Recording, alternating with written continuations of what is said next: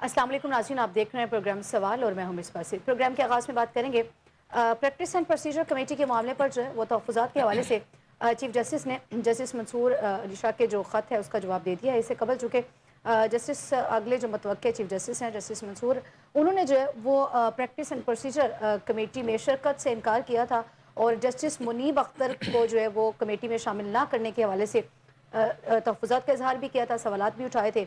आज जो है वो चीफ जस्टिस ऑफ पाकिस्तान काजी फ़ाज़िसा साहब ने उन तमाम सवालात के जो है वो जवाब भी दिए हैं और जवाबी ख़त भी लिखा है। इस पर बात करेंगे। इसके साथ साथ जो है वो मखसूस नशिस्तों के हवाले से सुप्रीम कोर्ट और जो इलेक्शन कमीशन है इसके दरमियान डेडलॉक अभी तक बरकरार है। आज इसमें जो अहम डेवलपमेंट हुई है वो ये कि इलेक्शन कमीशन ने नई दरख्वास्त दायर कर दी है कि इलेक्शन एक्ट को फोकियत दी जाए या फिर अदालती फैसले को।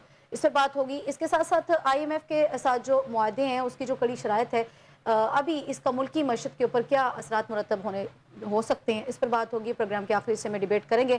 वज़ीर आज़म ने जो है वो बैरूत में जो बमबारी है उसकी मजम्मत करते हुए कहा कि इसराइल को और उसके जराइम को जो है वो पूरी तरह जवाब भी दिया जाएगा। ये तमाम तर मौज़ूआत हमारी आज की डिबेट का हिस्सा होंगे और इन पर मुदल्लिल गुफ्तगू करने के लिए मेरे साथ स्टूडियो मौजूद है एहसन ज़िया साहब, सीनियर एनालिस्ट हैं, कौमी और बैन अल-अक़वामी अमूर पर गहरी नज़र रखते हैं। फर्स्ट ऑफ ऑल अस्सलाम वालेकुम एहसन ज़िया साहब। सबसे पहले प्रैक्टिस एंड प्रोसीजर जो कमेटी के मामलात पर तहफ़्फ़ुज़ात थे, आज चीफ जस्टिस ने बड़ा एक तफसीली जवाबी नोट दिया है जस्टिस मंसूर अली शाह को और उसमें बड़ी चीज़ें वाज़ेह होगी।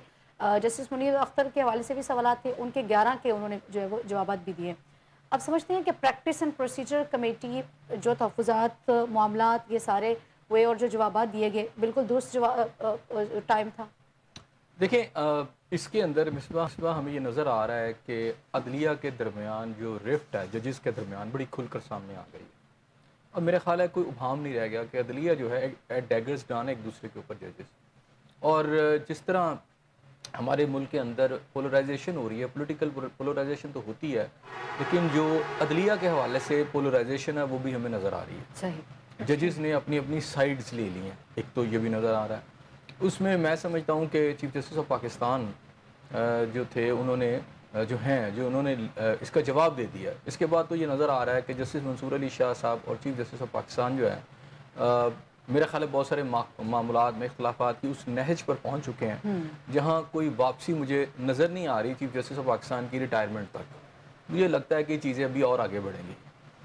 ख़त का जो जवाब देखा जाए तो वो बड़ा वाज़िया तौर पर उन्होंने बड़ा एक खुलेपन का मुजाहरा किया। एक लेटर उनको आया और अपने इस वक्त तो बहरहाल उनके जूनियर जज हैं, अगले वो चीफ जस्टिस जब बनेंगे तब की बात है, लेकिन बहरहाल वो चीफ जस्टिस ऑफ पाकिस्तान, उसके अंदर उन्होंने बहुत सारे नुकात जो हैं बड़ी तफसील के साथ उसका जवाब भी दिया।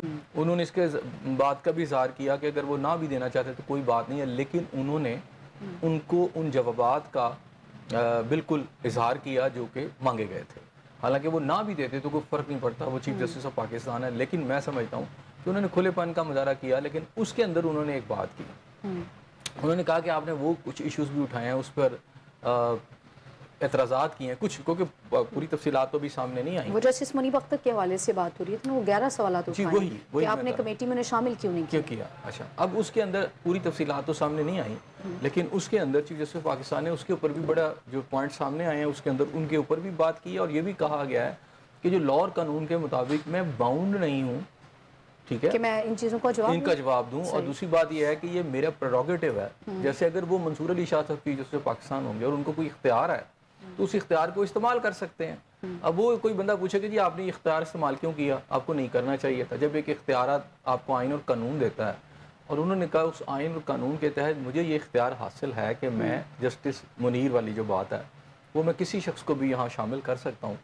तो इसमें तो कोई ऐसी बात नहीं कि आपको वजाहत करूँ। लेकिन इवन दैन मैं वजाहत करता हूँ, वो आपकी तरफ आता हूँ, जिसके अंदर उन्होंने ये कहा कि इनका जो रवैया था अपने सीनियर जजेस के साथ जो है वो ठीक नहीं था, ठीक है, और कुछ उनके रवैये पर और उनके कंडक्ट पर चीफ जस्टिस ने पॉइंट्स उठाए, ठीक है, और जिसके तहत उन्होंने कहा कि वो अपने से जो उनसे आगे जो सीनियर है उसको भी वो दरखौर इतना नहीं समझ रहे। अब जजेस की ये बात समझ आ गई कि मैंने ये कहा कि इस लेटर के बाद तो चीज़ें समझ आ गई कि नीचे के जजेस भी अपने सीनियर्स को नहीं मान रहे। उनके रवैये इस तरह के हैं कि वो कहते हैं जाए हम काजी फ़ियाज़ी को नहीं मानते, या वो जो जस्टिस मुनीर है वो बाकियों को नहीं मान रहे। ये डिपेंड कर रहा होता है आप पसंदीदगी या नापसंदीदगी के ऊपर, चूंकि वो रवैया इस तरह का है तो लिहाजा वो اس کمیٹی میں شرکت نہیں کریں گے. مطلب اس میں پسندیدگی یا ناپسندیدگی میٹر کر رہی ہوتی ہے؟ نہیں، پسندیدگی نہیں ہونی چاہیے نا. انہوں نے کہا یہ لاء کے مطابق مجھے یہ اختیار ملا نہیں استعمال کیا. آپ کا پہلی بات اعتراض کرنا بنتا نہیں. صحیح. لیکن آپ نے کیا، میں پھر بھی جواب آپ کو دے دیتا ہوں. انہوں نے پھر بھی کہا کہ میں آپ کو جواب دیتا ہوں. مثلا یہ ایسے ہی ہے کہ آپ کو کسی ادارے کا ہیڈ بنایا جائے اور آپ سے کہا جائے کہ آپ نے یہ پوسٹنگز کرنی ہے، پریروگیٹو ہے آپ کا، اور آپ کو ذمہ داری دی گئی ہے کہ آپ نے یہ ادارہ چلانا ہے یا کوئی بھی سسٹم آپ نے چلانا ہے، تو ایک نیچے سے اٹھ کے کہے، آپ کو ڈیسیژن کرے کہ جی آپ نے یہ کیوں کیا، آپ کو یہ نہیں کرنا چاہیے تھا، آپ کو اس کی جگہ اس کو کرنا چاہیے تھا، اس کی جگہ اس کو کرنا چاہیے تھا. ٹھیک ہو گیا. تو یہ بنتا نہیں، کیونکہ آپ کے پاس تو اختیار ہے اس بات کا آفیشیلی اور قانونی طور پر. آپ نے اس کو ظاہری بات ہے ایکسرسائز تو کرنا ہے. اور کوئی بندہ اس پہ ضد آ جاتا ہے کہ میں نہیں مانتا آپ کے ان اختیارات کو، اس کا مطلب یہ ہوا کہ جو آئین اور قانونی اختیارات دیے دوسرا بندہ اس کو نہیں مان رہا. اس کے اوپر چیف جسٹس صاحب نے پھر بھی جوابات دیے.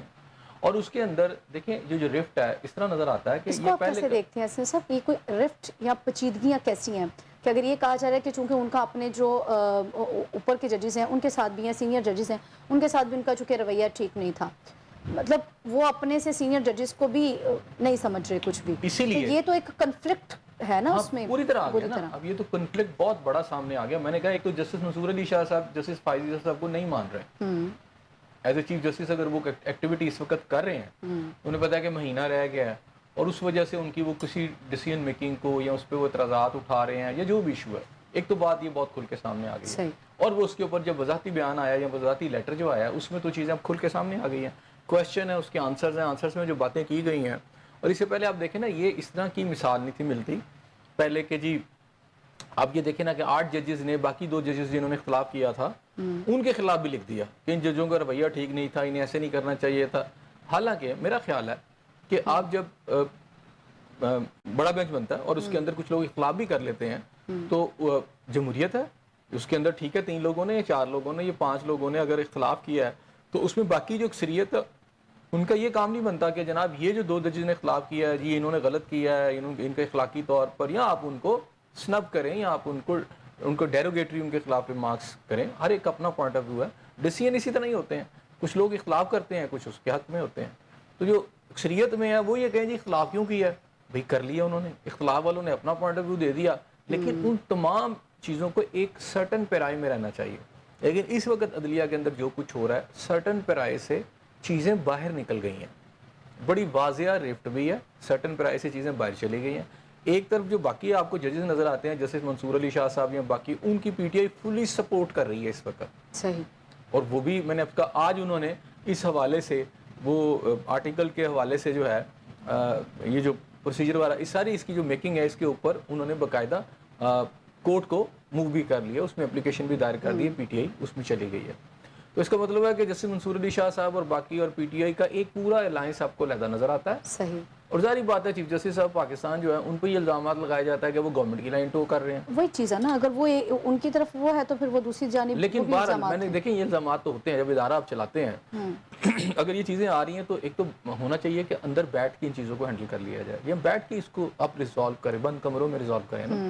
ہر ادارے کے اندر ایسے ایشوز ڈیولپ ہوتے ہیں تو اگر تو آپ بند کمروں میں بیٹھ کے اس کو ریزالو کر لیں تو ٹھیک ہے. لیکن اب یہ بند کمروں والی چیز نہیں رہی، اب تو یہ کھل کے ہر چیز اب یہ کھل کے سامنے آ گئی ہے اور یہ چیزیں آگے بڑھ رہی ہیں. اور چیف جسٹس صاحب نے اس لیٹر کے اندر باقاعدہ ایک سٹینڈ بھی لے لیا اس کمیٹی کے حوالے سے.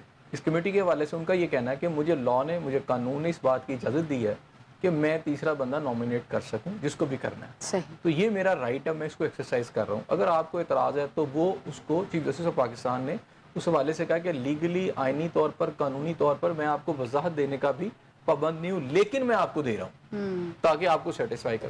اچھا یہ بات اگر آپ بند کمروں میں کر لیں تو زیادہ بہتر ہے. اب پوری پبلک میں آپ اپنی اسے سمجھ لیں ڈرٹی واشنگ جو ہے آپ کر رہے ہیں، لائنیں آپ واش کر رہے ہیں، تو میرا خیال ہے کہ اس سے جو پوری قوم کے اندر چیزیں جا رہی ہیں کوئی مناسب تو نہیں جا رہی. لیکن شاید کوئی وجہ ہے جس کی وجہ سے اب چیف جسٹس کے خلاف بھی پورا ایک محاذ رائے کی کیفیت ججز کے اندر پیدا ہو گئی ہے جس کو لیڈ جسٹس منصور علی شاہ صاحب کر رہے ہیں اور وہ کسی چیز کو ماننے کو تیار نہیں. اب یہ اونٹ کس کروٹ پہ بیٹھے گا اس اختلاف رائے کا یا اختلاف کا، یہ تو آنے والا وقت بتائے گا. لیکن مجھے یہ لگتا ہے کہ اس ساری چیز کے ساتھ پیچیدگیاں تیزی سے بڑھ رہی ہیں جس کے اندر یہ ججز جو ہیں پوائنٹ آف نو ریٹرن کی طرف جا رہے ہیں. جیسے صاحب متوقع چیف جسٹس اور موجودہ چیف جسٹس کے درمیان جو بھی کنفلکٹ ہمیں ابھی دیکھنے کو مل رہا ہے، اس سے جو بھی کیسز ہیں وہ تاخیر کا شکار ہو سکتے ہیں، جو بھی معاملات ہیں وہ تاخیر کا شکار ہو سکتے ہیں؟ دیکھیں مجھے تاخیر کے ساتھ تو کوئی چیز شکار ہوتی نظر نہیں آ رہی. جو چیزیں سیٹ ہیں، مثلا آپ جو چیزیں آ رہی ہیں، ایک تو یہ کمیٹی بننی تھی، بن گئی، ٹھیک ہے. اب اس کے اندر کمیٹی کے اندر ایشو کیا ہے، کمیٹی نے یہ فیصلہ کرنا ہے کہ جناب ریویو پٹیشن جو ہیں وہ جو آپ کا اس حوالے سے ہیں ریفارمز کے حوالے سے ریویو پٹیشن جو آنی ہے وہ کس جج نے کرنی ہے، کہ کون سا پینل بنے گا ججز کا، وہ سارا اب اس کمیٹی کے پاس آ گیا. وہ تو ہو جانا ہے. اب اس میں کھل کر جو اختلاف رائے ہیں جسٹس منصور علی شاہ صاحب ہیڈڈ بائی، وہ باقی سارے اس کے اوپر سٹینڈ لے کے کھڑے ہو گئے ہیں، اور یہ سٹینڈ ہے ان کا پوری طرح. تو اس کمیٹی کو نہیں مان رہے، ظاہری بات ہے اگر وہ کوئی اور چیز آئے گی تو وہ اس کو بھی نہیں مانیں گے. اور بہرحال چیف جسٹس کا ایک رائٹ ہے، آپ کا لا موجود ہے، ریفارمز آئی ہوئی ہیں، ایکٹ آیا ہوا جس کے تحت انہوں نے کر دیا. امپلیمنٹ تو وہی بات ہوگی جو چیف جسٹس صاحب کہیں گے، اس لیے کہ آپ کی پارلیمنٹ نے اور آپ کے صدر نے، اس حوالے سے میں بات کروں، ایک آپ کا ایکٹ آ چکا ہے، اس ایکٹ کے تحت انہوں نے کر لیا. تو وہ لا تو ہوگا، لیکن اب چیف جسٹس آف پاکستان کے پاس بھی صرف 1 ماہ ہے یا تھوڑے سے زیادہ دن آپ کہہ رہے ہیں. تو اب وہ ہو رہے ہیں ریٹائرڈ، اور اگلے سینئر ترین جج جو ہیں جسٹس منصور علی شاہ صاحب ہیں. لیکن اب اس میں جو نئی گیم جو ہے وہ یہ ہے آئینی عدالت کی. اگر وہ جانے سے پہلے آئینی عدالت بن جاتی ہے، جو کہ مجھے لگتا ہے کہ 90% چانسز ہے کہ وہ بن جائے گی، تو پھر مدت ملازمت بڑھ جائے گی. تو پھر یہ جسٹس فائز عیسیٰ صاحب ادھر چلے جائیں گے، صحیح، جو زیادہ آئینی معاملات کو دیکھیں گے. یہ رہیں گے تو جسٹس منصور علی شاہ صاحب چیف جسٹس آف پاکستان اسی طرح بن سکتے ہیں، یا ان کے حوالے سے بھی بعد میں کچھ اور چیزیں ہو سکتی ہیں. لیکن چلے سینئر 3 جج بن بھی جائیں گے تو یہ ان کو ایک قسم کے جواب دینے ہوں گے، وہ ان کو جواب دینے ہوں گے. لیکن جو ملک کنفلکٹ رہے گا نہیں، وہ بالکل کنفلکٹ نہیں رہے گا. آئینی اور قانونی معاملات ہی جو ہے جسٹس منصور علی شاہ صاحب کے انڈر سے نکل کے دوسری طرف چلے جائیں گے اس ملک کے. اور وہ ان کو پورا موقع ہوگا کہ پاکستان کے اندر جتنے بھی آپ کی فوجداری مقدمات ہیں یا سول مقدمات ہیں، اس میں جو عوام کو فلاح چاہیے، ان کو انصاف چاہیے، وہ اس نظام کو بہتر کریں، اس نظام کو ٹھیک کریں، اس نظام کو لے کر بہتری کی طرف جائیں. تو یہ تو ان کو پورا موقع ملے گا. لیکن اب جیسے وہ کہتے ہیں میں نہ مانوں، تو یہ مجھے لگتا ہے کہ چیزیں پارلیمنٹ کا ایک سٹینڈ جو نظر آ رہا ہے، چیف جسٹس کا ایک سٹینڈ نظر آ رہا ہے، اگر آئینی عدالت بن جاتی ہے اور یہ ادھر چلے جاتے ہیں، تو میرا خیال ہے وہ جو چیف جسٹس فائز عیسیٰ کی ایک سپریمیسی جو ہے آپ لیگل معاملات کے اندر، خاص طور پہ آئینی معاملات، وہ رہے گی ویسے ہی. صحیح ہو گیا. مخصوص نشستوں کے حوالے سے جو سپریم کورٹ اور الیکشن کمیشن کے درمیان ڈیڈ لاک برقرار ہے، وہ آپ کو کہیں کم ہوتا ہوا نظر آ رہا ہے؟ نہیں، ڈیڈ لاک برقرار نہیں ہے، ڈیڈ لاک شاید آگے چلا گیا، لیکن اس میں بڑا خوبصورت کھیل رہے ہیں اس وقت الیکشن کمیشن والے. اچھا، صحیح. دیکھیں نا، وہ بھی تو پھنس گئے نا، وہ بھی ایک آئینی ادارہ ہے، اور اب اس کو ایک طرف الیکشن کمیشن بہتر کھیل رہا ہے. دیکھیں ان کی بھی مجبوری سمجھے نا، ایک طرف سپریم کورٹ کا فیصلہ ہے، دوسری طرف جہاں انہوں نے امپلیمنٹ کرنا ہے وہ پارلیمنٹ ہے. یہ فیصلہ کس حوالے سے ہے، اور اس حوالے سے جو فیصلہ آیا تھا سپریم کورٹ، انہوں نے کچھ نہ کچھ کام بھی کیا تھا اس حوالے سے. لیکن اس کے بعد ہوا یہ کہ پارلیمنٹ نے اپنی جو لسٹ جاری کی سیٹوں کے حوالے سے، اس میں پی ٹی آئی کو کوئی سیٹ نہیں دی، جو لیٹسٹ سیٹ آئی وہ واپس اس کو کنسیڈر کر لیا گیا. حالانکہ اپروچ کر چکے تھے پی ٹی آئی کے بہت سارے لوگ جو تھے ریزرو سیٹوں کے حوالے سے، پر نون کے لوگوں نے بھی اس کے حوالے سے کیا تھا، باقی جماعتوں نے بھی کیا تھا. لیکن اب الیکشن کمیشن نے اب یا تو سپریم کورٹ کے آرڈر کو امپلیمنٹ کریں، جہاں کرنا ہے وہ پارلیمنٹ سٹینڈ لے کے کھڑی ہے کہ نہیں ہم اس کو نہیں مانتے. تو اب اس میں الیکشن کمیشن کے پاس کیا اختیار رہ جاتا ہے؟ ایک طرف سپریم کورٹ نے کہا ہے، ایک طرف پارلیمنٹ والے کھڑے ہیں. انہوں نے وہ سارے میٹر دونوں پوائنٹ لے کے کہ جناب آپ نے ہمیں یہ آرڈر کیے تھے، اب یہ مان نہیں رہے، وہ یہ کہتے ہیں. پہلے تو وہ خود نہیں مان رہے تھے نا، پہلے تو الیکشن کمیشن خود ہی کہہ رہا تھا کہ قانونی اور آئینی کوئی مشاورت جاری رکھیں گے. مشاورت جاری رہتی، یہی تھا نا. اب پارلیمنٹ والے نہیں مان رہے. اب انہوں نے واضح بیان دیا، بات انہوں نے وہی کیا ہے، لیکن انہوں نے دوبارہ سے کہا ہے کہ آپ نے یہ آرڈر کیا ہے، یہ اب اس کو مان نہیں رہے، کیونکہ انہوں نے جو ہمیں لسٹ دی ہے، یہ پارلیمنٹ ہے، آئین ہے، وہ کہتے ہیں ہماری سپریمیسی ہے اور یہ لا کے مطابق نہیں ہے. تو انہوں نے کہا ہے کہ اب دونوں جو کے پوائنٹ آف ویو آ گئے ہیں. اب میں نے وہی آپ سے کہا کہ یہاں تو سپریم کورٹ اس کے اندر کرتی کہ توہین عدالت کر لیتے، اپنا پورا پروسیجر شروع کر دیتی. اب یہ پروسیجر جو توہین عدالت کا ہے، جسے آپ کہہ سکتے ہیں کنٹیمپٹ آف کورٹ، اب یہ سمجھیں کہ ریفر کیا الیکشن کمیشن نے سپریم کورٹ میں کہ جناب آپ اس پہ خود ہی کر لیں فیصلہ. صحیح. کہ وہ تو مان نہیں رہے, وہ تو یہ کہہ رہے ہیں, آپ یہ کہہ رہے ہیں, تو یہ ریفر ہے آپ کے پاس.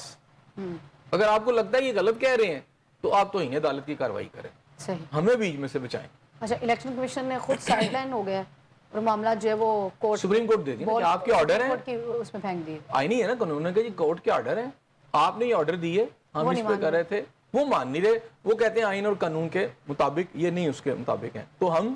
الیکشن کمیشن حکومت تو ایک پیج پہ نظر آتی ہے, سپریم کورٹ علیحدہ نظر آتی ہے. نہیں دیکھیں اس میں اب الیکشن کمیشن ایک پیج پہ نظر نہیں آ رہے, الیکشن کمیشن اور حکومت اس طرح سائڈ لیتے نظر نہیں آ رہا ہے, وہ دونوں طرف کی بات کر رہے ہیں. وہ کہتے ہیں الیکشن کمیشن کس کی, یہ پی ٹی آئی کا موقف ہے. الیکشن کمیشن اپنی ایک آئینی ادارہ ہے, وہ ایک اپنی پوزیشن کو, وہ بھی ایک جگہ پہ پھنس گیا, جیسے سپریم کورٹ کا آرڈر نہیں مانے, پارلیمنٹ آمنے سامنے ایک سٹینڈ آف ہو گیا نا دونوں طرف سے, ٹھیک ہے, چونکہ وہ کیا کہتے ہیں کہ دونوں آمنے سامنے آ گئے ہیں. اب سپریم کورٹ اور پارلیمنٹ کی ایک بڑی جنگ آپ کو نظر آ رہی ہے, جس کے اندر میں سمجھتا ہوں کہ ایک ابھی ان کے نون لیگ کے مشیر ہیں عرفان صدیقی صاحب نے ایک پوائنٹ بڑے پتے کی انہوں نے, میں ان کا پڑھ رہا تھا, ان کا بیان تھا غالباً, اس بیان کے اندر انہوں نے یہ بات کی تھی کہ اگر پارلیمنٹ اگر کوئی غلطی کرتی ہے تو سپریم کورٹ اس کو تشریح کرتی ہے, اس کو کریکٹ کرتی ہے. ماضی میں بہت سارے ایسے کہ سپریم کورٹ نے اپنے فیصلے دے دیے, لیکن اگر سپریم کورٹ غلطی کرتی ہے تو پھر کہاں سے آپ جا کے فیصلہ کریں گے, کیونکہ ماضی کے اندر بھی سپریم کورٹ نے بہت ساری غلطیاں کی ہیں. اگر اس کے اندر وہ پارلیمنٹ صحیح ہے, قانون اور آئین کے مطابق ہے, اور سپریم کورٹ کا فیصلہ غلط ہے, تو پھر کہاں سے جا کے ریلیف لیں.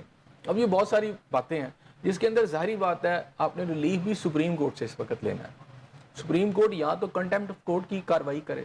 اب کیا کیا ہے کہ بڑی سمارٹلی کھیلتے ہوئے الیکشن کمیشن نے وہ جو بال اس کے کورٹ میں آیا ہوا ہے, اس نے وہ دوبارہ سپریم کورٹ کو واپس بھیج دیا ہے. تو بال ادھر پھینک. اس میں الیکشن کمیشن کے 2 ممبران نے جو ہے وہ بھی کل انہوں نے کہا کہ جی جو سپریم کورٹ کا فیصلہ ہے اس کو منوان تسلیم کیا جانا چاہیے.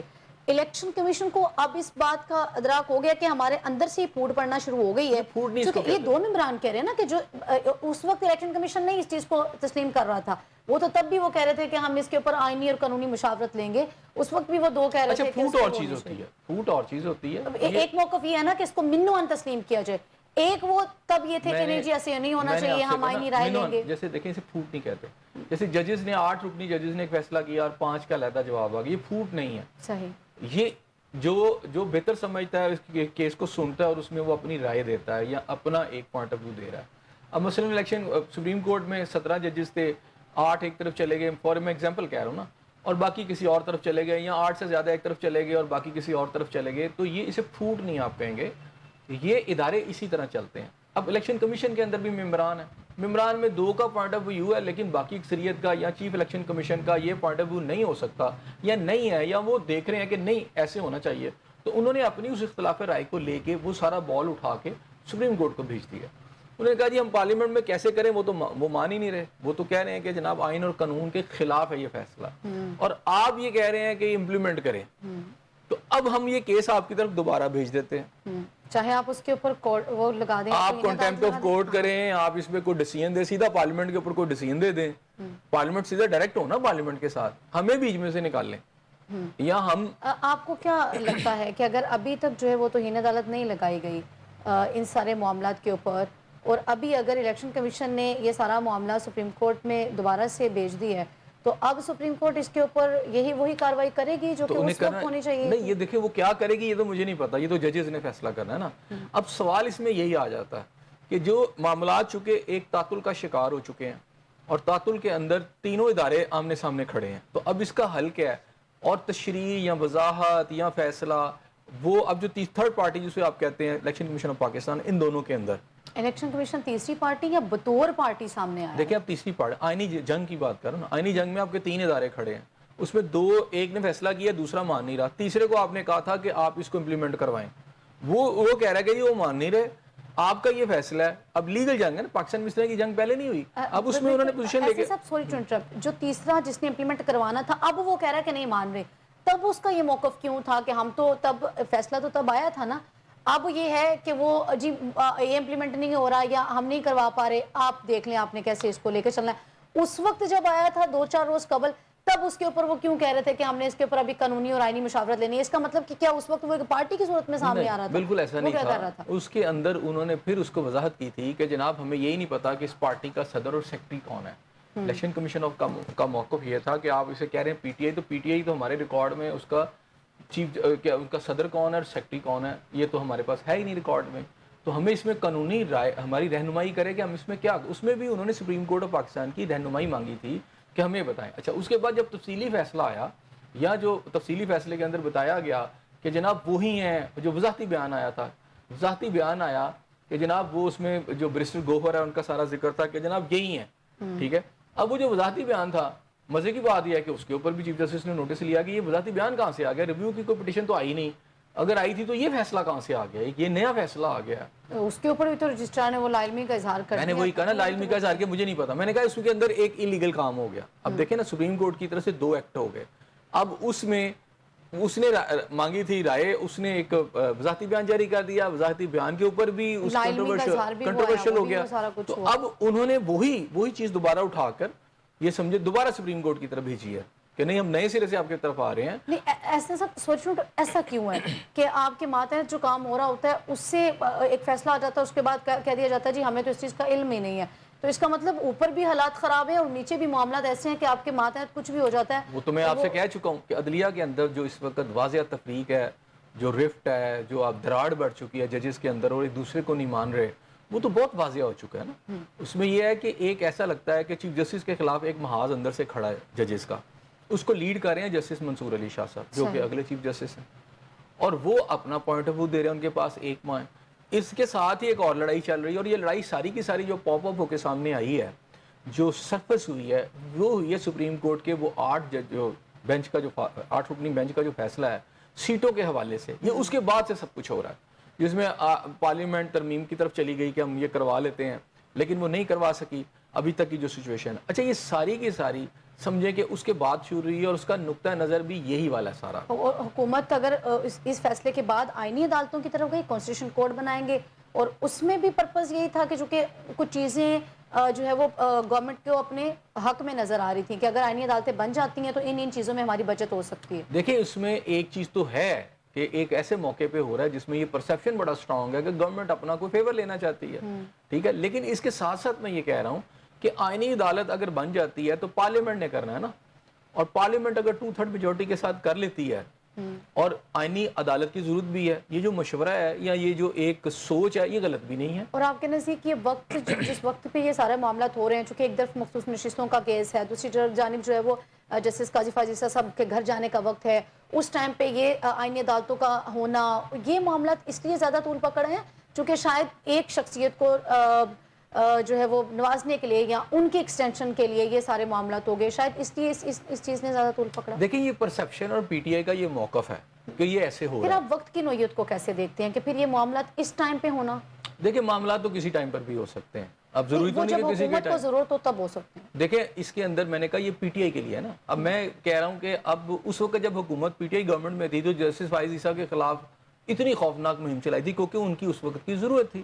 اس وقت کی اسٹیبلشمنٹ نہیں چاہتی تھی کہ جسٹس فائز عیسیٰ جو تھے چیف جسٹس بنے, اس لیے جسٹس فائز عیسیٰ صاحب کے خلاف ایک ویلیفیکیشن کمپین کی گئی, ان کی فیملی کو تنگ کیا گیا, ان کی وائف کو چکر لگوائے گئے. سر اس وقت کی جو اسٹیبلشمنٹ تھی اور اس وقت کی جو آپ سمجھے آئی ایس آئی تھی انڈر جنرل فیض حمید, یہ پوری موو چلائی گئی ان کے خلاف. اچھا تو پھر تو وہ بات پھر آ گئی نا وہ سیاست والی, وہی تو کہا نا سیاست میں مداخلت کی نا انہوں نے. جیسے جو آپ کے جج ہیں, سوری آپ کے جو جرنیل ہیں فائز عیسیٰ صاحب جو اس وقت ان کا کورٹ مارشل ہو رہا ہے, ان پر یہی تو ساری چیزیں ہیں کہ اس وقت دیکھیں اس کے اندر بھی آپ اگر آج کلیم کرتے ہیں تو آپ کو سوچنا چاہیے جب آپ گورنمنٹ میں تھے تو آپ کیا کر رہے تھے. اس وقت جسٹس فائز عیسیٰ کے صاحب کے ساتھ اور پوری کوشش کی گئی کہ جسٹس فائز عیسیٰ جو ہیں اگلے جو ہیں چیف جسٹس آف پاکستان نہ بنے. اس کے لیے انہوں نے بھی ایک سمجھے کہ ایک ایگونی تھی جس کے اندر سے وہ گو تھرو کر کے آئے. تو یہ سچویشن اس وقت بھی تھی. اب یہ کہنا کہ جناب اس وقت یہ سچویشن چونکہ وہ اس وقت کی چیزیں چل رہی ہیں وہ بھی کنکلوژن اینڈ کی طرف نہیں گئی, اسی کے اندر سے یہ سمجھے چیزیں نکل رہی ہیں, چیزوں پہ چیزیں نکل رہی ہیں, اور اب کہیں نہ کہیں اس نے سیٹل ہونا ہے. اور اب دیکھیں آپ کے فائز عیسیٰ صاحب جو ہیں وہ تو ہیں, میں فیض حمید صاحب کی سوری بات کر رہا ہوں, فیض حمید صاحب جو تھے اس وقت اس کے انڈر ہی سارا کچھ ہو رہا تھا. غالباً میں شاید فائز عیسیٰ صاحب کہہ گیا. اچھا فائز عیسیٰ صاحب کے ساتھ جو زیادتی ہوئی وہ تو آپ کے سامنے ہے. اب وہ ان کا ایک ماہ رہ گیا ہے, اگر آئینی عدالت بن رہی ہے وہ بنا رہے ہیں, کیونکہ یہ جو سٹیپس ہو رہے ہیں وہ تاثر تو پھر اس ٹائم پہ وہی جا رہا نا کہ جس وقت پہ آئینی عدالتیں بن تاثر رہی ہیں. ہوگا، لیکن پتہ کیا ہوتا ہے جب اس طرح کے جو فیصلے ہوتے ہیں یہ بھی ان کے لیے خاص وقت ہوتا ہے، یہ ہر وقت نہیں ہو سکتے. اگر مطلب آج اگر نہیں بنے گی فرض کیا یہ والی، تو جسٹس منصور کے انڈر تو بن ہی نہیں سکتی، وہ تو کبھی بھی نہیں آنے دیں گے کیونکہ منصور علی شاہ صاحب تو اس کے خلاف ہیں، وہ کبھی بھی نہیں بننے دیں گے. تو گورنمنٹ سمجھتی ہے کہ اس وقت یہ بننی چاہیے.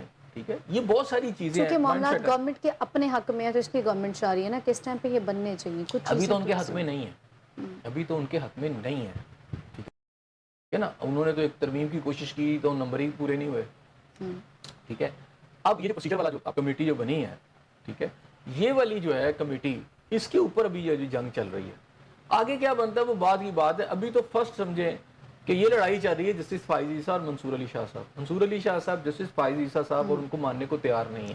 ایسے صاحب سینئر ترین جج ہیں جسٹس منصور علی شاہ صاحب، ان کی موجودہ چیف جسٹس کے ساتھ کا اس طرح کا تضاد ہونا، اور چیف جسٹس جو کہ اس وقت ایک بڑی متنازع شخصیت ہو چکے ہیں یا بنا دی گئی ہے، ان کا پھر ایکسٹینشن لے لینا یا پھر آئینی جو کانسٹیٹیوشن کورٹ ہے، ایک گروہ تو ہے نا جو اس چیز گروہ مانتا نہیں نہ مانتا، وہ تو گروہ تو ان کے خلاف پہلے سے لگا ہوا ہے. میں کہہ رہا ہوں کہ ان کی 4 سالہ حکومت کے اندر بھی ان کے ساتھ ہوا ہے. شخصیت تو متنازع ہو گئی نا. یہ کوئی مخالفت کرے اگر وہ صحیح کام کر رہا ہے تو ہوتا رہے متنازع.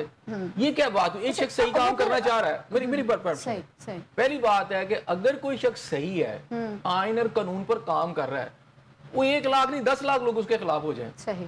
یہ کہنا کہ وہ متنازع ہو گیا ہے. الیکشن کمشنر صاحب جو ہیں ان کی شخصیت جب انتخابات تھے تو بڑی متنازع شخصیت تھی، اور ان کے اوپر جو تھے وہ تحفظات صرف پی ٹی آئی نہیں، جماعت اسلامی سمیت، مولانا فضل الرحمان سمیت باقی دوسری تیسری چوتھی جماعتیں جتنی بھی تھی، ان سب نے عدم اعتماد کا اظہار کیا تھا. لیکن چونکہ حکومت کو سوٹ کر رہے تھے اور وہ ان کے انڈر جو تھے، ان کو لانے والا کون تھا؟ جی میں بتانے لگی ہوں نا، وہ بانی پی ٹی آئی کی بات کر رہے ہیں. چونکہ وہ ہو گئے سارے معاملات، الیکشن ہو گیا، لیکن اس وقت جو تھے وہ ایک متنازع شخصیت تھی. اب اس متنازع شخصیت کو سپریم کورٹ نے بڑے واضح الفاظ میں کہہ دیا، وہ بھی کل پرسوں کے فیصلے میں آپ نے دیکھ بھی لیا. ہم نے پھر اس کو فارم 45 اور 47 کی صورت میں قوم نے بھگتا بھی ہے. تو بات کرنے کا مقصد یہ ہے کہ اگر متنازع شخصیت ہوتی ہیں اور سب کو پتہ ہوتا ہے تو پھر ان کو ایکسٹینشن ملنی چاہیے. پارلیمنٹ جو ہوتی ہے نا، اس نے فیصلہ کرنا ہے کہ متنازع شخصیت کو ایکسٹینشن دینی ہے. پہلی بات ہے کہ یہ متنازع کا لفظ بڑا عجیب سا ہے، مجھے سمجھ نہیں آتی. اس کے اوپر میں کہتا ہوں سارا پاکستان خلاف ہو جائے کسی شخص کے. پی ٹی آئی کو تو آپ ایک سائڈ پہ رکھیں. جماعت اسلامی کو عدم اعتماد نہیں تھا چیف الیکشن کمیشن کے اوپر. مولانا فضل الرحمان نے عدم اعتماد کا اظہار نہیں کیا تھا. جواب دیتا ہوں، یہ پارٹیاں پہلے جنہوں نے اعتراضات کیے یہ ایک دوسرے پہ بھی اعتماد نہیں کرتے. سوال یہ نہیں ہے، آپ نے دیکھنا یہ ہے کہ کوئی بھی شخص پاکستان کے اندر اگر صحیح کام کر رہا ہے سارا پاکستان خلاف ہو جائے. اگر وہ کام ٹھیک کر رہا ہے تو متنازع ہونا کیا بات ہوتی ہے؟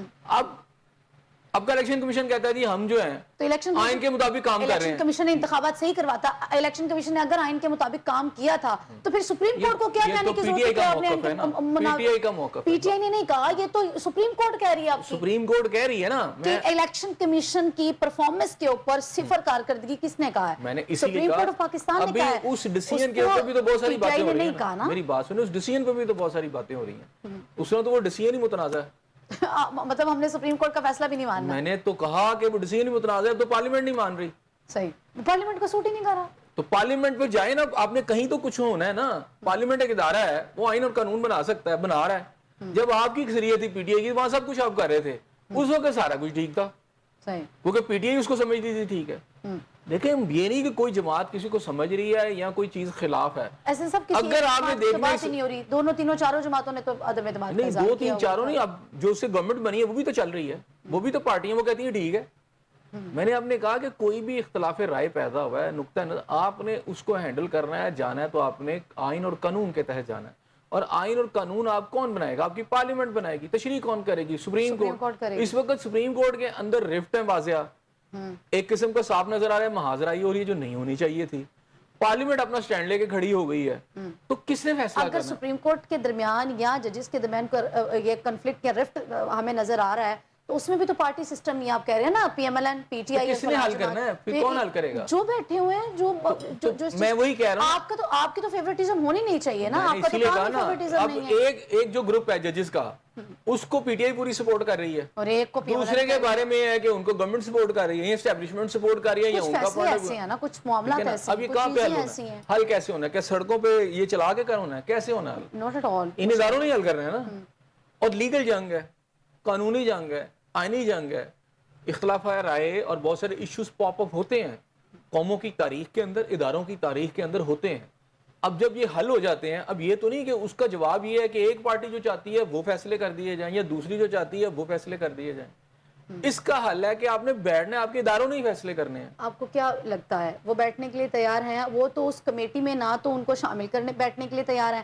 پریکٹس اینڈ پروسیجر آپ نے دیکھا نہیں، اس میں انہوں نے خط لکھ دیا، وہ اس میں نہیں میں نے بیٹھے. یہی کہا، خط لکھنے کی بجائے وہ بیٹھتے، ان سے ملتے جا کے ان معاملات. بات آپ کہہ رہے ہیں نا کہ یہ اس طرح معاملات حل نہیں ہوں گے، وہ بیٹھیں گے تو معاملات حل ہوں گے. ہو جائے نا، تو بیٹھیں. جب وہ بیٹھنے کو تیار نہیں ہے تو پھر معاملات کیسے حل ہوں گے؟ آپ نے دیکھا نہیں پریکٹس اینڈ پھر پروسیجر یہ ایکٹ میں کیا ایک جو ہوا. سچویشن ہے یہ بھی ڈیولپ ہوگی، لیکن الٹیمیٹلی کسی جا کے یہ کہاں پہ جا کے رکے گی اور کتنی طول پکڑے گی؟ دیکھیں ابھی تو یہ آگے بڑھ رہی ہے، اور میرا خیال ہے 2 ماہ 1.5 ماہ تو ابھی آگے اور جائے گی. تب تک چیف جسٹس سب گھر جا چکے ہوں گے. نہیں، ابھی تو یہ چلتی رہے گی، پتہ نہیں وہ جاتے ہیں کہ نہیں جاتے. ابھی تو بہت کچھ ہونا ہے، ابھی پارلیمنٹ نے بہت کچھ کرنا ہے. ہر ایک دیکھیں، ان کا جانا، موجودہ کا آنا، یہ سارا کا سارا ایک یہ تو نہیں کہ وہ خود ہی سے چیف جسٹس بن جائیں گے. یا اگر میں آپ کی پارلیمنٹ اس وقت چیف جسٹس کے اوپر سینئر ترین جج ہے کہ جی وہ ہوں گے، وہ وہاں سے لاز ہی چینج کر دیتے ہیں کہ سینئر ترین جج ہی نہیں ہوں گے. تو پھر تو بات ہی واضح ہوگی نا کہ جو دیکھیں پھر بات واضح ہوگی. آپ نے کہا کہ اگر پارلیمنٹ تو ہوتی ہے بات، سنیں پارلیمنٹ نے فیصلہ کرنا ہے نا. ایسے سب پھر تو ایک چیز واضح ہوگی نا کہ پارلیمنٹ کو چونکہ وہ سوٹ نہیں کر رہے تھے، انہوں نے آؤٹ آف دا وے جا کے ایک نیا قانون، چلیں یہی کہہ لیں، ایک نیا قانون متعارف کروا دیا کہ جو سینئر ترین جج ہیں لہٰذا وہ تو میں آپ کو یہ ایگزامپل کے طور پہ کہہ رہا ہوں. آپ کی پارلیمنٹ نے ایک آئین بنانا ہے، قانون بنانا ہے. پارلیمنٹ آپ کا پورا آئین تبدیل کر سکتی ہے. صحیح. اور اس کے مطابق جو اس کی روح کے مطابق، اگر یعنی کہ جو پارلیمنٹ کو سوٹ کر رہا ہو، یہ کہہ سکتے ہیں. دیکھیں جو پارلیمنٹ کو سوٹ کرتا ہے تو ہوتا ہے نا. صحیح. جو بھی اس وقت کی پارلیمنٹ ہے، لیکن پارلیمنٹ سے یہ امید کی جاتی ہے کہ وہ جو بھی قوانین بنائے گی وہ ملک و قوم کے مفاد میں بنائے گی. صحیح. وہاں پہ آپ کی پولیٹیکل جماعتیں ہیں نا ساری. اس میں ملک اور قوم کا مفادات کہاں پہ ہیں؟ یہ پی ٹی آئی کو نہیں نا لگتا. تو اس میں جو ہے یہ آپ کو نہیں لگتا، مجھے تو نہیں، میں آپ کو نہیں لگ رہا ہوگا نا، پی ٹی آئی کو بھی نہیں لگتا. صحیح ہو گیا. آئی ایم ایف کے ساتھ معاہدوں کی جو کڑی شرائط ہیں اس کے اوپر اب بھی وہ بڑے خوش ہو رہے ہیں، وزیر اعظم سمیت باقی سارے لوگ بھی، کہ آئی ایم ایف کے ساتھ معاملات جو ہے وہ طے پا گئے ہیں، اب اگلی جو قرض کی قسط ہے وہ ہمیں مل جائے گی. تو یہ ملکی معیشت کے لیے مزید کوئی خطرناک پہلو؟ دیکھیں میں تو پہلی بات ہے کہ قرض کے تو حق میں نہیں ہوں، ٹھیک ہے، کہ پاکستان کو آئی ایم ایف کا. لیکن آپ کی گورنمنٹ بہت خوش، آپ کی حکومت بہت خوش ہے. نہیں، وہ ساری گورنمنٹس لیتی ہے نا. پی ٹی آئی کی گورنمنٹ نے بھی، عمران خان صاحب نے دعویٰ کیا تھا جب وہ گورنمنٹ میں آئے تھے آنے سے پہلے کہ جی میں ایک پینی قرض نہیں لوں گا، ٹھیک ہے. اور اس سے پہلے نواز شریف صاحب بھی کہتے تھے کچھ، اور میاں صاحب کے دور میں تو ویسے قرض اتار دیا گا، آخری قسط دے دی گئی تھی. پی ٹی آئی کے دور کے اندر یہ دوبارہ سے چڑھنا شروع ہوا، ٹھیک ہے، کہ جناب چلے ان کے دور میں بھی چڑھا ہوگا. انہوں نے بھی یہ دعویٰ کیا تھا، لیکن یہ بھی اپنے 4 سالہ دور میں قرض لیتے رہے، وہ بڑھتا گیا، ٹھیک ہے. اسی طرح اب انہوں نے تو یہ نہیں کہا کہ ہم قرض، انہوں نے یہ کہا کہ یہ آخری قسط، ان کا یہ دعویٰ ہے، پتہ نہیں آخری قسط ہوتی ہے کہ نہیں ہوتی. بہرحال ان کا یہ ہے کہ یہ ایک تو منظوری ہو گئی، منظوری ہونے کے بعد ان کو $7 بلین جو ہیں آلموسٹ ان کو مل چکے ہیں، یہاں آ جائیں گے. تو وہ جو $7 بلین ہے اس وقت اس گورنمنٹ کو چلنے کے لیے ضروری چاہیے تھے، صحیح، وہ گورنمنٹ کو مل گئے ہیں. اور آپ نے وہ دینے تو سود سمیت واپس کرنے، وہ جب بھی دینے ہیں نا، وہ تو دینے ہیں، ظاہری بات ہے. قوم پہ قرض ہے، قرض تو دینا ہے. لیکن ان کو یہ ہے کہ ہم جس فائنینشیل کرائسس میں پھنسے ہوئے تھے اس سے کم از کم گورنمنٹ نکل گئی ہے. صحیح. اب گورنمنٹ آگے کہتی ہے کہ ہم اب اپنی اکانومی کو بہتر کریں گے اور ہم اپنا ریونیو جنریٹ کر کے اس آخری قسط کو آخری قسط بنا کے رکھیں گے تاکہ آئندہ سے ہمیں قرض نہ لینا پڑے. یہ ان کا ایک دعویٰ ہے. یہ ہوتا ہے یا نہیں ہوتا، لیکن فی الحال پاکستان کے اس قرض کے آنے کے بعد آپ کے فورن ریزرو بڑھ جائیں گے، $7 بلین کا اس میں اضافہ ہو جائے گا. وہ قسط وار آتا ہے یا جیسے بھی آتا ہے. وہ جو ایک بہت آپ کے اوپر یعنی پی ٹی آئی کی طرف سے یہ کہا جا رہا تھا ان کے لوگوں کی طرف کہ جناب ڈیفالٹ ہو جائے گا، جب آپ کو پتہ 16 ماہ کی گورنمنٹ میں وہ کہنا شروع ہو گئے تھے. اب وہ جو ڈیفالٹ والی باتیں وہ تو ختم ہو گئی. آج کے بعد ڈیفالٹ تو کوئی نہیں ہوگا. عام آدمی کو آئی ایم ایف کے قرض سے کیا جو ہے وہ مفاد وہ ہوگا اس کا؟ عام آدمی کو کیا ملے گا اس میں؟ عام آدمی کو اشیاء خورنوش کی قیمتیں کم ہوگی، کوئی پیٹرول کی قیمتیں کم ہوگی، کوئی مہنگائی کم ہوگی، کوئی بجلی کے بلز میں کمی آئے گی، ان کی بات بتائیں انہیں کیا ملے گا؟ عوام کے لیے بتائیں کہ جو اتنا بلینز ڈالر ملنا جا رہے ہیں پاکستان کو، اس میں عوام کا مفاد کہاں؟ دیکھیں عوام کا مفاد تو کبھی بھی نہیں دیکھا گیا. وہ پی ٹی آئی کے دور میں قرضہ ہو، نواز شریف کے دور میں قرضہ ہو، یا تو اتنا قرضہ آپ لیتے کس لیے ہیں؟ تو یہ اوپر کے لوگ کھا جاتے ہیں نا آپ کے. یہ تو میں پہلے دن سے کہہ رہا ہوں، یہ قرضہ اوپر کھایا جاتا ہے. آپ کی جو 2% لیٹ ہے وہ کھا کھو جاتی ہے. یہ ان کے لیے سارا قرضہ. اب اس میں جو پولیٹیکل گورنمنٹ آتی ہے، ہم نے پھر کہا کہ ہمارا یہ ہوتا ہے کہ جناب وہ پولیٹیکل گورنمنٹ عوام کے لیے کیا کرتی ہے. تو پولیٹیکل گورنمنٹ کا دعویٰ ہے کہ جناب یہ قرضہ گزرا تو اب مل گیا، اب ہم پیٹرول کی قیمتیں بھی نیچے لائیں گے، ہم جو ایشوز ہیں عوام کے حوالے سے وہ ہم کریں گے ٹھیک. ایجوکیشن، ہیلتھ کی، وہ انہوں نے آج دوبارہ سے باتیں کی ہیں. لیکن اس کے اندر جو ریکوری خاص طور پر نان فائلر کی کر دی جائے تو وہ تو ایسے لگ رہا ہے کہ جیسے کوئی بندہ مر جائے بس ان کے آگے، باقی یہ ہر ایک سے نا اب یہ ٹیکس لیں گے. غریب آدمی سے تو یہ پہلی 40 قسم کا ٹیکس لے رہے ہیں. وہ ایک علیحدہ ایشو ہے تھوڑا سا. یہ جو قرضہ ہے وہ کہتے ہیں ملک چلانے کے لیے ضروری ہے، اس میں فوج کی تنخواہیں ہیں، اس میں بیوروکریسی کی تنخواہیں ہیں، یہ سارا کچھ وہ کہتے ہیں اس ملک چلانے کے لیے ضروری ہے. تو وہ پیسے تو آ گئے، اب کم از کم وہ ایشو تو نہیں ہے. اور دوسرا یہ کہ جنریشن کا کام ہے کہ آپ نے ریونیو جنریٹ کرنا ہے. اب ظاہری بات ہے اس میں عوام کا ریلیف ابھی تک تو نہیں ہے. گورنمنٹ کے دعوے ہیں مہنگائی کم ہوئی ہے، ایشین بینک کا کوئی رپورٹ آئی ہے کہ جی مہنگائی کم ہوئی ہے، لیکن کیسے کم ہوئی ہے جب بجلی کے بل اتنے زیادہ ہیں، کوئی ریلیف نہیں ہے. تو ہم اس کو یہ کہہ سکتے ہیں کہ ایک عام آدمی کا اس میں سٹیک ہونے کے باوجود اس کو تو کچھ ملتا نظر نہیں آ رہا. تمام لوگ اگلی جو کہانی ہے وہ یہ ہے کہ ٹیکس پے کریں گے گورنمنٹ کو تو دے رہے ہیں، اب مزید دیں گے بجلی کے بلز کی صورت میں ٹیکس. لیکن یہ ہے کہ ملک کی اکانومی کے حوالے سے وہی کہتے ہیں جی اب ہم جو ہے نا ایک کرائسس سے نکل گئے ہیں. ایک وہ جو ریونیو کا ہمارا مسئلہ تھا، آپ کا فورن ایکسچینج کا مسئلہ تھا، کم از کم وہ تو ابتدائی طور پر نہیں ہے. ابھی ایک رپورٹ آ رہی تھی کہ جناب آپ کا وہ کیا کہتے ہیں ملک کے اندر جو آپ سمجھے اشارے ہیں یا جتنے بھی نشان ہیں تو تیزی سے آپ کے جو ادارے اوپر کی طرف، ہاں جس میں آپ کا سٹاک ایکسچینج ہے وہاں ریٹ یعنی ایک دم اس کے پوائنٹس اوپر چلے گئے ہیں، ٹھیک ہے نا، پوائنٹس بڑے تیزی سے اوپر چلے گئے ہیں. ظاہری بات ہے جب وہ اماؤنٹ کا آپ کا ہو جاتا ہے، اسٹیبلٹی آتی ہے تو وہاں سٹاک ایکسچینج کے وہ بڑھ جاتے ہیں، جتنے بھی اس کے مارکس ہیں وہ بڑھ گئے ہیں. لیکن کیا اس سے ایک عام آدمی کی حالت زار بدلے گی؟ ابھی تک تو کچھ نہیں ہے. یہ کہنا گورنمنٹ کے اپنے دعوے ہوں گے کہ یہ ہو جائے گا وہ ہو جائے گا، ابھی تک تو فی الحال تو کوئی ایسی چیز نظر نہیں آ رہی. گورنمنٹ کے دعوے ہیں، یہ دعوے ہیں. ایسا صاحب مطلب عارضی طور پہ جو ہے وہ وینٹیلیٹر پہ تھی جو معیشت چلے، وہ اس سے آکسیجن تو مل گئی ہے. اگر آپ وہ سود سمیت قرض بھی ادا کرنا ہے اور وہ ہم سب نے، ہمارے سمیت آپ سب نے، عام غریب آدمی نے وہ سارا کچھ ادا کرنا ہے، لیکن اس سے مستفید بھی اس نے نہیں ہونا اور ٹیکس بھی ادا کرنا ہے. اپنی جو مراد ہیں وہ کم نہیں کرنی طبقے نے، تو غریب تو پھر وہیں پہ کھڑا رہا نا، اس کی حالت زار پہ تو کسی پر رحم نہیں. انڈسٹریلسٹ بھی لیتے ہیں قرضہ، ہوتا ہے دنیا بھر میں، امریکہ بھی قرضے لیتا ہے. لیکن اگر آپ کی انڈسٹری، تھوڑی مثال دیتا ہوں کہ ایک انڈسٹریلسٹ ہے، اس نے قرضہ لیا اور اس نے انڈسٹری میں لگا دیا اور انڈسٹری سے پروڈکشن ہوئی ہے تو اس نے قرضہ اتار دیا تو وہ تو چلو ہو جاتا ہے. لیکن اب اگر ایک شخص نے قرضہ لیا، اس نے قرضہ لینے کے بعد ایک گاڑی لے لی ہے، گھر لے لیا ہے اور لگزوریس لائف میں چلا گیا، تو قرضہ تو نہیں اترنا، پھر تو وہ کھایا گیا سب کچھ. ٹھیک ہے، آپ نے دیکھنا ہے کہ یہ قرضے کو پروڈکشن میں کتنا جاتا ہے، اس سے کتنی صنعتیں کھلتی ہیں اس میں. اچھا اس کے لیے بجلی کے ریٹس نیچے آنے بہت ضروری ہیں. اچھا اس طرف تو ابھی نہیں ہے. آپ کا اس قرضے کو بھی اگر آپ یوٹیلائز کریں، اب ہوتا یہ ہے کہ ہمارے ملک کے اندر یہ جو قرضہ آتا ہے یہ آپ کی 2% اشرافیہ، ججز، جرنیل، آپ کے بیوروکریٹس، آپ کے جو بھی حکمران ہیں یہ کھا پی جاتے ہیں. ٹھیک ہے، اب آپ کے ملک کے اندر مسئلہ یہ ہے کہ آپ کے اندر جتنی انڈسٹری لگی تھی بیشتر اس میں بند ہو رہی ہے تیزی سے. اس کی وجہ بجلی کے ریٹس ہیں. پھر آپ ٹیکسز کا اپنے ایک رکھا، ٹھیک ہے آپ ٹیکسز لیں ان سے، لیکن ملٹیپل ٹیکسز سود مرکب بناتے چلے جائیں اور پھر آپ دیں بھی کسی کو کچھ نہ، تو ظاہری بات ہے آپ کی جو انڈسٹری ہے وہ تو نہیں گرو کرے گی. وہ بنگلہ دیش ٹرانسفر ہو جائے گی، وہ سری لنکا چلی جائے گی، وہ کہیں اور چلی جائے گی. تو اس وقت تو آپ کی انڈسٹری کی جتنی دفعہ بھی قرضہ لیا گیا کیا انڈسٹری کے اوپر اسی طرح پیسہ لگایا نہیں گیا؟ لگایا اگر گیا نا. انڈسٹری کے اوپر لگایا جاتا تو آپ کے جو کارخانے بند ہیں، جو آپ کی انڈسٹریز بند ہیں، آپ تو یہ کہہ کے بند کر دیتے ہیں کہ یہ مزید بوجھ ہم برداشت نہیں کر سکتے. تو اگر آپ مزید بوجھ اس کو ٹھیک کرنے کے بجائے آپ کہتے ہیں یہ تو کباڑ خانے میں. میں نے آپ سے کہا کہ کاسٹ آف پروڈکشن جب تک آپ نیچے نہیں کریں گے آپ کی انڈسٹری نہیں چل سکتی. اب کاسٹ آف پروڈکشن میں جو مین ایک آپ کا ایک گیس ہوتی ہے اور ایک آپ کا جو آپ کی بجلی ہے، دوسرا آپ ایندھن کہہ لیں، ٹھیک ہے، پیٹرول کہہ لیں، آپ ڈیزل کہہ لیں، آپ باقی چیزیں مشینری اور سب کچھ چل رہا ہے. اگر ان کے ریٹس کم ہوں گے تو کاسٹ آف پروڈکشن کم ہوگی. جب کاسٹ آف پروڈکشن ہوگی تو جو پاکستان کی جو پوری مارکیٹ ہو، بلکہ پاکستان کے ارد گرد تمام ممالک کو جو سب سے بڑا کمپٹیشن ہے وہ چائنا کی پروڈکٹس کی طرف سے ہے. چائنا کی کے اندر بجلی بہت سستی ہے، وہاں سے پروڈکٹس ان کی کاسٹ آف پروڈکشن بہت کم ہے.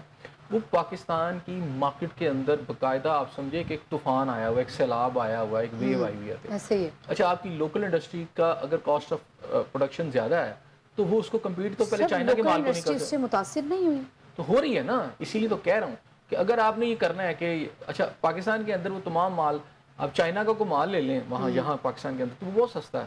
ہاں اب سوچیں کہ وہ بننے کے بعد اتنے ریٹس لگے پاکستان پہنچتا ہے تب بھی وہ سستا ہے. تو پاکستان کے اندر جو پروڈیوس آپ کا انڈسٹریلسٹ کرتا ہے وہ بجلی کی کاسٹ کی وجہ سے وہ اتنا مہنگا ہے کہ اس نے پاکستان کے اندر ہی وہ کمپیٹ ان کو کر پا رہا ہے، تو باہر کیسے بھیجے گا ان چیزوں کو. صحیح. تو پاکستان کے انڈسٹریلسٹ جتنی آپ انڈسٹری زیادہ لگائیں گے، دیکھیں پاکستان کے اندر ایک نقطہ نظر ہے کہ انڈسٹری کی ہمیں ضرورت نہیں ہے. وہ یہ چلانا چاہ رہے ہیں کہ دیکھیں جی چائنیز کوریڈور بن گیا، اس کا ریونیو آئے گا. چائنی کوریڈور میں فرسٹ فیز میں جو معاملات ہوئے وہ بھی کسی سے ڈھکے چھپے نہیں ہیں. فیز 2 کی طرف ہم جا رہے ہیں لیکن معاملات ہمارے پھر وہیں پہ کھڑے ہوئے ہیں. نہیں دیکھیں اسی طرح جاتے ہیں نا، جب آپ اتنے سارے مسائل ہوتے ہیں. آپ کا 4 سال کے اندر چائنیز کوریڈور کو سب سے زیادہ نقصان پہنچا عمران خان صاحب کے دور میں، بالکل سٹینڈ سٹل پر آ گئی تھی چیزیں. دیکھتے نہیں کہ اس دور میں کووڈ بھی تھا. کووڈ ہونے کے باوجود اس کو ایک انٹینشنلی بند کیا گیا تھا. اب یہ گورنمنٹ گئی ہے تو وہ شروع ہوا دوبارہ سے. اب ظاہری بات ہے اٹ ول ٹیک ٹائم. اس کے اندر آپ کو پہلے اکانومی کے لیے پیسے بھی چاہیے. چلیں آپ کے پاس قرضہ آ گیا. اب سوال یہاں یہ ہے کہ اس کو بڑی دیانتداری کے ساتھ اس قرض کو اور اس کو پاکستان اور قوم کے مفاد میں اگر اس کو یوٹیلائز کیا جائے گا، اپنی انڈسٹری کو بہتر کیا جائے گا، ایسے پروجیکٹس لائے جائیں گے جس اگر یہ کھا بھی جائیں گے تو قرضہ ہے وہ قوم کو اور زیادہ پے کرنا پڑے گا. میں نے پھر کہا کہ اب وقت آ گیا کہ آپ کے حکمران ہوش کے ناخن لیں. آپ کہہ رہے ہیں ہم نے یہ قرضہ واپس بھی کرنا ہے تو چلنا ہے آپ کی انڈسٹری سے قرضہ واپس ہونا. انڈسٹری اگر آپ کی ٹھیک نہیں ہوگی، دیکھیں انڈسٹری سے آپ کو 2 فائدے ہوں گے. ایک تو انڈسٹری جب چلے گی تو آپ کی پروڈکشن ہوگی، پروڈکشن سے آپ کا جو آپ کی معیار زندگی ہے پاکستان کے اندر وہ بہتر ہوگا. دوسرا نوکریاں نکلیں گی. یہ جو گورنمنٹ کے اوپر پریشر ہے کہ کروڑوں لوگ بے روزگار ہیں وہ اس انڈسٹری میں جائیں گے. اور اگر انڈسٹری کھلے گی آپ ٹیکسز ان کے ساتھ آپ ان سے سب سے امپورٹنٹ یہ ہے کہ آپ انڈسٹریلسٹ سے ٹیکس کم لیں اور اس ٹیکس کو استعمال میں لائیں. اور دوسری بات ہے کہ سب سے زیادہ اگر آپ نے انڈسٹریلسٹ کو اور عوام کو فائدہ پہنچانا تو انڈسٹریلسٹ کو باؤنڈ کریں، اپنے صنعت کار کو باؤنڈ کریں کہ وہ لیبر لاز کے اوپر امپلیمنٹیشن کرے. جو استحصال فیکٹریوں کے اندر ہوتا ہے، کم عمر بچوں کو کیا جاتا ہے اور پھر لیبر لاز جو ہیں سارے اس کی دھجیاں بگیری جاتی ہیں اور جس طرح ان کی ایکسپلائٹیشن ہوتی ہے لیبر لاز کے اندر ملازمین کی، اس کو روکا جائے تاکہ جو خوشحالی کا چکر ہے وہ امیر کو اگر مل رہا ہے انڈسٹری اس کو مل رہا ہے تو غریب کو بھی ملے. ظاہری بات ہے اگر ان کو ملے گی تو معیار زندگی بہتر ہوگا. تو اس میں گورنمنٹ کی نیک نامی ہے. تو میرا خیال ہے کہ اب جو قرضہ ملا ہے اس کو بڑی نیک نیتی کے ساتھ شفافیت کے ساتھ اس کا استعمال ہے. ایسا صاحب یہ کوئی فرسٹ ٹائم ایسا نہیں ہوا کہ پاکستان کو قرضہ ملا اور اس میں وہ نیک نیتی کی بات ہو. ہر دفعہ قرض ملتا ہے اور وہ پھر قوم اسی طرح ادا کرتی ہے لیکن وہ عوام کے لیے نہیں ہوتا، وہ خیر اسی طبقے کے لیے ہوتا ہے جو مراعات یافتہ آلریڈی مراعات یافتہ طبقہ ہے. یہ کہنا تو بجائے کہ قرض مل گیا تو ہمیں خوش ہونا. دیکھیں آپ کو یہ سمجھنا پڑے گا کہ آپ کی کوئی بھی چیز نا ایک پریشر کو ایک خاص حد تک جو ہے برداشت کر سکتی ہے، اس کے بعد چیزیں بریک ہو جاتی ہیں. اب پاکستان کی عوام جس نہج پہ پہنچ چکی ہے، پاکستان کی اکانومی جس نہج پہ پہنچ چکی ہے، یہ $7 بلین ظاہری بات ہے آیا ختم بھی ہو جائے گا. آپ نے کل کو واپس کرنا ہے. اگر آج آپ انڈسٹری نہیں لگائیں گے تو واپس کیسے کریں گے؟ تو یہ تو 2-4 سال کے بعد جو ملک کی حالت ہوگی وہ تو بد سے بدتر ہو جائے گی. اب اس کو آپ نے ریورس کرنا ہے. اگر اب آپ نہیں کریں گے تو پھر 3 سال کے بعد 2 سال کے بعد کھڑے کہاں ہوں گے؟ یہ اب آپ کو you will have to do that. آپ اس کو یوٹیلائز اچھے طریقے سے کریں تو آپ اس کو یوٹیلائز کریں نا. اب اگر آپ اس طرح نہیں کر رہے، اگر آپ اسسٹنٹ کمشنر کی 2-4 کروڑ روپے کی گاڑیاں خرید لیں گے، جا کے وہ پیاز چیک کریں. ابھی سندھ میں دیکھا نہیں آپ میں نے وہی کہا نا کہ اگر آپ بیوروکریسی کے اللہ تلو اور یاشیوں کے اوپر اس پیسے کو ضائع کر دیں گے یا حکمرانوں کی پروٹوکولز میں یہ پیسہ ضائع کر دیں گے یا ان کے اکاؤنٹس میں یہ پیسہ چلا جائے گا تو پھر تو آپ سمجھیں کہ آگے آنے والا اندھیرا آج کے اندھیرے سے بہت گہرا ہوگا. اچھا صاحب، یہ وزیر اعظم نے جو ہے وہ بیروت میں جو بمباری ہوئی ہے اس کی مذمت بھی کی ہے اور انہوں نے اس کے اوپر جو ہے وہ اسرائیل کو کہا کہ اس کے جرائم پر اسے جواب دہ بھی ہونا پڑے گا.